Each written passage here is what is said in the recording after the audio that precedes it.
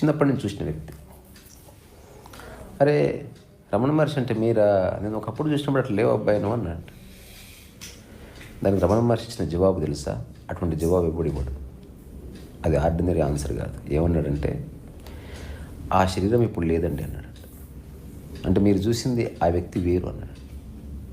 అంటే ఒక అనుభవం మనసు పొరలు చీల్చుకొని శరీరానికి పరిచయం అయిపోయి నీ హోల్ బాడీ మైండ్ ట్రాన్స్ఫర్మేషన్ జరిగినప్పుడు అక్కడి నుంచి కొత్త మనసు కొత్త శరీరం ఏర్పడుతుంది. అందుకే సన్యాస దీక్ష ఇచ్చినప్పుడు ఆ పాత పేరు తీసేస్తారు. ఎందుకంటే ఆ పేరుని అంటుకొని అన్నీ ఉంటాయి కాబట్టి. అక్కడి నుంచి కొత్త అనుభవాన్ని పొందు, జీవితాన్ని కొత్తగా దర్శించు అని చెప్తారు. మరి ఆధ్యాత్మిక అనుభవం దేని అంటాం? చెప్పడం కష్టం. అంటే ఇదే అని చెప్పడానికి ఇది విధంగా ఏమీ లేదు. ఏది తెలుసుకోవడం వల్ల నీ మనసు ఆగిపోయిందో, ఏది తెలుసుకోవడం వల్ల ఈ మనసు ఆడే ఆట నుంచి శాశ్వతంగా బయటపడ్డావో దాన్ని ఆధ్యాత్మిక అనుభవం అనొచ్చు. మిగతావన్నీ అనుభవాలు, తాత్కాలిక. కాలంలో ఎక్కడో పడిపోతుంది. ఇప్పుడు రోలర్